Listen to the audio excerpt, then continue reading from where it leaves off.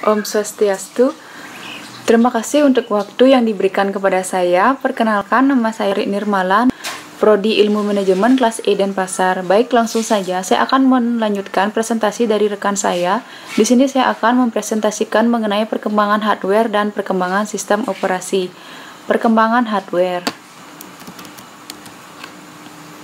Perkembangan perangkat keras komputer atau yang biasa kita sebut dengan hardware ini turut mempengaruhi perkembangan komputer dari waktu ke waktu. Komputer generasi pertama dan kedua memiliki ukuran yang sangat besar, boros listrik, namun memiliki kemampuan komputasi yang rendah. Sebaliknya, komputer generasi kelima yang kita gunakan saat ini memiliki ukuran yang makin kecil dengan beragam pilihan bentuk, hemat listrik, namun memiliki kemampuan komputasi yang semakin baik. Hal ini tidak dapat lepas dari adanya inovasi di sisi hardware, terutama tabung vakum, transistor, integrated circuit, mikroprosesor, dan artificial intelligence. Penemuan tabung vakum. Tabung vakum ini menjadi komponen utama penggerak pada komputer generasi pertama. Pemakaian tabung vakum menjadikan komputer generasi pertama berukuran sangat besar, sehingga mencapai satu ruangan. Selain berukuran besar, komputer generasi pertama yang menggunakan tabung vakum juga boros energi listrik, dengan kemampuan komutasi yang sangat rendah. Meski demikian, di masanya tabung vakum adalah komponen penting bagi komputer raksasa untuk dapat melakukan tugasnya terkait komputasi, misalnya seperti memecahkan kode sandi musuh. Tidak banyak orang pada masa itu yang memiliki kemampuan teknik untuk mengoperasikan dan menangani komputer generasi pertama, serta juga komponen tabung vakum. Untuk melakukan pemeriksaan dan penggunaannya, dibutuhkan lebih dari satu orang teknisi komputer yang bekerja bersama-sama untuk melakukan pengecekan mesin komputer dan operasi yang dilakukannya dari instruksi mesin, untuk kemudian mencatatkan secara manual ke kertas atau buku secara teliti, seperti gambar ini. Tabung vakum merupakan sebuah alat penguat sinyal yang terdiri atas komponen dioda dan trioda. Di dalam komponen dioda terdapat anoda dan katoda yang berfungsi untuk proses elektronik. Tabung vakum diciptakan pada tahun 1904 oleh Fleming. Seiring dengan perkembangan zaman, saat ini tabung vakum tidak lagi digunakan pada komputer. Selanjutnya, trioda. Sesuai dengan namanya, maka trioda memiliki 3 buah elektroda, yaitu katoda, grid, dan plate.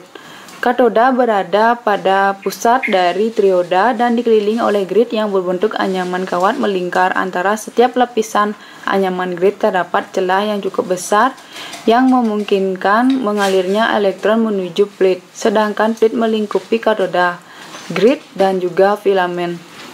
Pada trioda, grid berperan dalam mengatur aliran elektron yang menuju ke plate dengan memanfaatkan perubahan kondisi tegangan yang ada padanya. Selanjutnya, penemuan transistor. Kemunculan transistor menandai era komputer generasi kedua. Transistor dalam dunia elektro dan telekomunikasi didefinisikan sebagai sebuah semikonduktor untuk penguat listrik, sirkuit pemutus dan penyambung arus listrik, stabilisasi tegangan listrik, serta untuk modulasi sinyal. Transistor diciptakan sebagai solusi atas kekurangan yang ada pada tabung vakum. Manchester DC merupakan komputer generasi kedua yang pertama kali menggunakan transistor. Transistor pun juga mengalami perubahan bentuk dari waktu ke waktu. Perubahan dilakukan pada ukuran dan performansinya. Hingga saat ini, transistor masih digunakan pada sejumlah komponen elektronik, termasuk juga dimasukkan ke dalam IC dan mikroprosesor. Selanjutnya, penemuan integrated circuit atau disebut dengan IC. Sirkuit terpadu atau umum ini juga disebut dengan chip, merupakan komponen elektronik berukuran kecil yang disusun dari bahan semikonduktor, terutama silikon. IC ini memiliki kemampuan komputasi yang lebih baik dibandingkan transistor dengan ukuran yang makin kecil. Hal ini memberikan pengaruh yang sangat signifikan terhadap perkembangan komputer dari sisi ukuran dan kemampuan komputasi. Kehadiran chip memungkinkan komputer untuk berevolusi ke prototip berbentuk komputer saat ini, yaitu komputer desktop yang mudah untuk dibawa dan diletakkan di ruangan pribadi. Namun, secara fisik dan pengguna, komputer generasi keempat belum dapat mewakili gambaran komputer generasi kelima yang kita gunakan di masa ini. IBM adalah developernya dengan komputer pribadi yang mereka produksi di tahun 1971. Penemuan IC menjadikan ukuran komputer generasi keempat makin kecil jika dibandingkan dengan komputer generasi sebelumnya, namun dengan performa yang lebih baik. Meski IC telah ditemukan untuk menggantikan peran dari transistor, namun transistor masih tetap digunakan. Ukuran transistor juga turut mengecil untuk kemudian digabungkan ke dalam IC bersama dengan resistor dan kapasitor. Namun, jumlah transistor yang digabungkan belum mencapai ribuan, seperti halnya komputer era generasi kelima. Kehadiran IC juga memicu penurunan biaya produksi komputer serta peningkatan jumlah produksi komputer pribadi. Dampak yang ditimbulkan dari hal ini adalah semakin banyaknya individu yang mampu membeli komputer pribadi serta semakin luasnya penggunaan komputer di berbagai bidang kehidupan manusia pada masa ini. Mulai bermunculan beberapa perusahaan dengan bisnis di bidang komputer baik di sisi hardware, software maupun sistem. Beberapa di antaranya yang terkenal adalah IBM dan Intel. Selanjutnya, penemuan mikroprosesor masih di era komputer generasi keempat. Terdapat penemuan baru berupa mikroprosesor. Mikroprosesor ini memperbaiki kelemahan yang ada pada IC dari sisi bentuk yang lebih kecil, performa yang lebih baik, dan lebih hemat sumber daya. Chip yang ada pada mikroprosesor ini mampu menampung hingga ribuan transistor di dalamnya. Selain itu, di dalamnya juga terdapat sirkuit yang saling terhubung. Hal ini menjadikan mikroprosesor memiliki kelebihan-kelebihan di atas. Mikroprosesor sendiri diperkenalkan ke dunia komputer oleh Intel melalui produk mereka bernama Intel 4004. Intel menjadi perusahaan kelas dunia yang hingga kini memproduksi prosesor untuk berbagai jenis komputer. Hal ini untuk memperbaiki bentuk dasar awal Apple generasi pertama yang dikembangkan tahun 1976. Seiring berjalannya waktu, mikroprosesor terus berkembang. Ketika teknologi pendukung ini mampu meningkatkan jumlah komponen dalam chip hingga mencapai ribuan. Secara bertahap, mikroprosesor dengan segala perubahan dan perkembangannya tersebut diadopsi oleh berbagai vendor atau perusahaan yang bergerak di bidang hardware, khususnya produsen komputer baik PC maupun jinjing seperti notebook, netbook, dan tablet, hingga di tahun 2020. Beberapa di antaranya adalah para pemain besar seperti Dell, Asus, Acer, Toshiba, Samsung, dan lain-lain. Selanjutnya, penerapan Artificial Intelligence atau disebutkan AI hardware. Semenjak ditemukannya teknologi mikroprosesor yang diikuti dengan LSI, VLSI, dan ULSI, komputer terus mengalami perubahan bentuk dan peningkatan performansi. Bentuk seperti nanokomputer yang dapat masuk dan berjalan pada aliran darah manusia berbasis Internet of Things. Chip untuk robotika, komputer genggam, dan smartphone, terutama dengan layar sentuh, adalah wujud dari era komputer saat ini. Namun, yang akan terus berkembang menuju era komputer generasi ke-6 adalah kecerdasan buatan sisi software yang ditanamkan pada hardware komputer, sehingga menjadikan komputer cerdas benar-benar terwujud. Perangkat keras komputer yang ditanamkan dengan AI di dalamnya disebut dengan AI hardware. Prototipe awal yang dibentuk saat ini untuk penerapan AI hardware adalah kemampuan komputer untuk dapat mendengar dan berbicara, menganalisa dan memilih data sesuai kebutuhan pengguna tanpa campur tangan pengguna, memahami pengguna berdasarkan data latih yang diberikan, seperti melakukan prediksi serta komunikasi di dalam jaringan komputer skala besar. Contohnya pada cloud computing, software defined networking, IBM di dalam risetnya juga mengembangkan graphical processing unit dan complementary metal oxide semiconductor atau CMOS berbasis AI menggunakan deep Neural Network atau DNN. Riset lainnya lagi yang dikembangkan oleh IBM terkait dengan AI hardware adalah memori computing. Sebagaimana diketahui bersama, pada komputer saat ini memori bentuk random access memory memiliki fungsi untuk penyimpanan serta proses komputasi dilakukan melalui prosesor. Namun, melalui inovasi in-memory computing memungkinkan memori atau RAM ini dapat melakukan dua hal sekaligus, yaitu komputasi dan penyimpanan bit data. Tentunya hal ini akan mengubah wajah komputer dari komputasi masa depan dan komputasi masa depan. Terdapat hal menarik mengenai kecerdasan buatan AI. Pemanfaatan AI di masa depan akan sangat berkembang pesat. Hal ini sudah mulai terlihat di masa sekarang ketika AI banyak diterapkan di bidang data melalui machine learning dan deep learning serta prototip hardware melalui AI hardware yang diperkenalkan oleh IBM. Berikut adalah gambar bagan perkembangan hardware dari masa ke masa. Selanjutnya, perkembangan sistem operasi.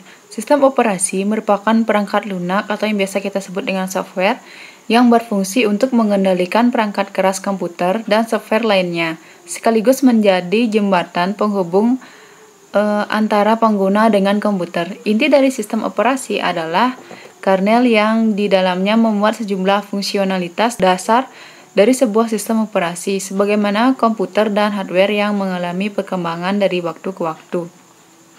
Sistem operasi juga mengalami perkembangan. Komputer dan hardware mengalami fase perkembangan yang lebih awal jika dibandingkan dengan sistem operasi. Salah satu penyebab utamanya adalah karena komputer generasi pertama hingga ketiga belum mengenal adanya sistem operasi secara umum seperti saat ini. Sistem operasi mengalami perkembangan dari waktu ke waktu. Generasi pertama, serial processing 1940-1950, serial processing pada dasarnya bukanlah sistem operasi seutuhnya sehingga lebih tepat disebut sebagai semi-operating system. Hal ini disebabkan karena komputer hanya dijalankan melalui serial processing di mana memanfaatkan sebuah terminal disertai dengan kemampuan untuk melakukan proses cetak data, menampilkan data, dan pengaturan hardware secara langsung. Serial processing dikembangkan dengan bahasa pemrograman tingkat rendah, yaitu bahasa pemrograman yang berinteraksi langsung dengan hardware. Pemanfaatan bahasa pemrograman tingkat rendah diikuti dengan tatap muka yang sulit dipahami, menjadikan komputer dan sistem operasi di generasi pertama harus benar-benar memiliki pemahaman yang kuat mengenai hardware dan software. Adapun pemanfaatan komputer dan sistem operasi serial processing pada masa ini lebih diutamakan untuk perhitungan matematis rumit dan terbatas. Sistem operasi serial processing belum dapat dilakukan untuk keperluan sehari-hari sebagaimana halnya sistem operasi dan komputer masa kini. Serial processing menjadi bentuk awal dari sistem operasi mainframe untuk komputer generasi pertama. Selanjutnya, generasi kedua atau Simple Bed System 1950. Simple Bed System atau juga disebut dengan Uniprogramming merupakan sistem operasi perbaikan dari serial processing. Sistem operasi ini digunakan pada komputer generasi ketiga. Perbaikan utama dilakukan untuk meningkatkan utilisasi komputer. Kelebihan yang dimiliki oleh Simple Bed System adalah kemampuannya untuk dapat menjadi perantara antara pengguna dan komputer melalui pemanfaatan pita magnetik untuk melakukan job dari suatu aplikasi pada sistem operasi. Nah, beberapa contoh komputer yang menggunakan Simple Bed Programming sebagai sistem operasi mereka diantaranya adalah IBM 701 dan IBM 704. Nah, ini adalah gambar bagan untuk sistem operasi Simple Bed System. Kekurangan mendasar dari Simple Bed System adalah ketidakmampuannya untuk mengerjakan sejumlah tugas atau aplikasi secara bersamaan atau sekaligus. Pengguna hanya dapat melakukan satu tugas saja per satuan waktu. Tentu saja hal ini akan menurunkan efektivitas kerja organisasi yang pada masa itu memiliki kesempatan untuk menggunakan komputer dalam pekerjaan mereka. Selanjutnya generasi ketiga multiprogram batch system 1951 sampai 1961. Sistem operasi multiprogram batch system memiliki satu kekurangan yang sangat fatal, sebagaimana disebutkan sebelumnya. Kekurangan tersebut adalah ketidakmampuannya di dalam menjalankan lebih dari satu buah aplikasi atau pekerjaan secara bersamaan. Hal ini tentu akan sangat merepotkan pengguna komputer yang kebutuhannya makin bertambah. Untuk itulah, kemudian dilakukan perbaikan sistem operasi dari uniprogramming atau simple batch system menjadi multiprogramming atau multiprogram batch system.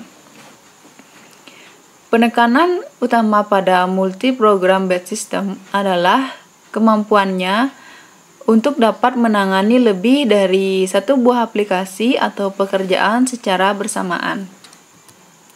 Nah, ini merupakan gambar contoh 3 program multiprogram batch system. Hal inilah yang kemudian menjadi cikal bakal untuk sistem operasi selanjutnya di masa depan, sehingga pengguna komputer saat ini dapat menjalankan sejumlah aplikasi atau melakukan pekerjaan secara bersamaan atau sekaligus. Sebagai contoh, seperti pengguna komputer saat ini dapat melakukan coding melalui aplikasi IDE gini sambil mendengarkan musik melalui SM Player dan sekaligus mengakses internet melalui Mozilla Firefox. Namun, terdapat satu hal yang belum dimiliki oleh multiprogram batch system, yaitu dukungan multi-account untuk melakukan login. Hal ini menjadi kekurangan fatal dari sistem operasi saat ini. Komputer generasi kedua, terutama di tahun 1956 ini melalui pionirnya yaitu IBM, menjadi generasi komputer yang pertama kali menggunakan sistem operasi untuk mainframe, yang lebih sempurna dibandingkan versi sebelumnya.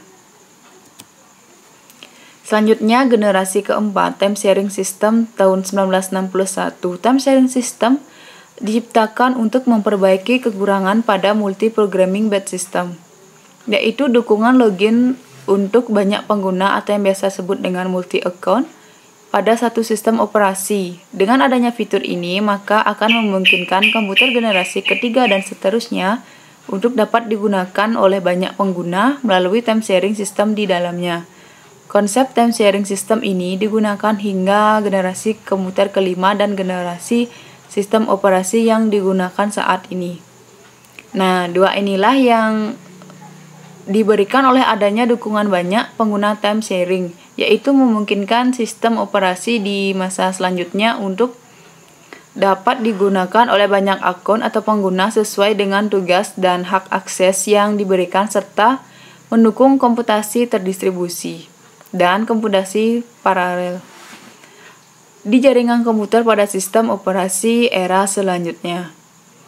Pada komputasi terdistribusi dan komputasi paralel merupakan salah satu cikal bakal dari teknologi cloud computing yang umum digunakan di masa sekarang.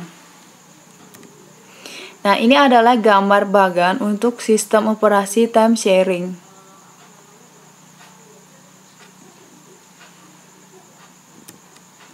Selanjutnya generasi kelima, sistem operasi masa kini tahun 1970 sampai sekarang. Ketika dunia memasuki masa komputer generasi keempat, pola pikir pengguna sudah mulai berubah. Terdapat dua perubahan mendasar dalam hal ini. Yang pertama, komputer bukan lagi hanya menjadi milik organisasi atau instansi semata. Setiap orang berhak untuk memiliki dan menggunakan komputer dan dapat memperolehnya dengan harga yang lebih terjangkau. Hal ini didukung dengan meningkatnya produksi komputer pribadi pada masa itu yang disebabkan oleh penemuan di sisi hardware, yaitu IC dan mikroprosesor. Sehingga selain menjadikan ukuran komputer lebih kecil dengan performa lebih baik, juga biaya yang dikeluarkan pada biaya produksi itu relatif rendah, sehingga harganya terjangkau. Kedua, bentuk komputer tidak lagi berukuran besar sebagaimana komputer server atau mainframe, namun sudah mulai mengecil untuk kebutuhan pribadi atau perorangan.